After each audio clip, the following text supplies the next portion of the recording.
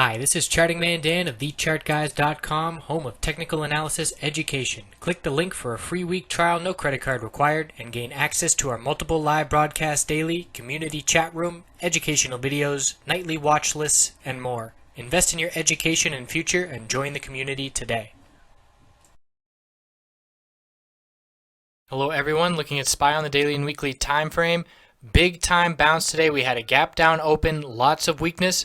We filled a gap down here to 205.84, and then the bull showed up. Look at this volume. It's the highest volume we've seen in over 2 months, over 3 months here.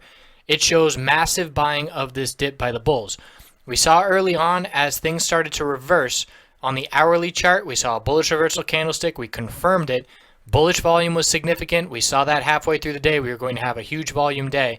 And then on the hourly chart, once that 20-period moving average became support, the rest was history. The bulls have control. Tomorrow's going to be very telling. We have a very clear and key resistance at 208.95, 209, that level. We rejected from it yesterday many times before we dumped at the end of the day. So that's our first test. Then we're looking at the middle Bollinger Band resistance, which will be in the low 209s. Bulls want to see confirmation and strength here. We had a bullish reversal doji and some follow through the next day, but then the bears took over. We need follow through and a strong close tomorrow for the bulls to really prove themselves here. The 50-day moving average is held as support 3 days.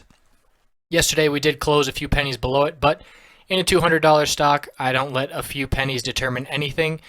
Definitely some wiggle room with moving averages depending on the percentage difference we're talking about, which in this case was insignificant.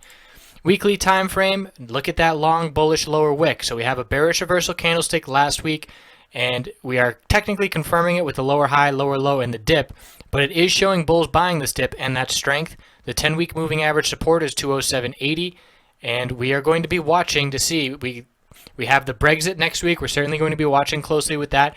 I personally believe that there will be no exit and that things will restore to normal. We've got the market anticipating the Fed's not raising rates in the near future. So I think we're going to see the bulls show back up once there's some relief from those Brexit concerns. I personally have a little bit of a cynical view in the fact that if big money and big banks don't want the Brexit to occur, then it's not going to. And I just don't believe in the power of the vote over big money influences. And unfortunate world we live in where that's the case, but that's my personal viewpoint, and we'll see how it plays out.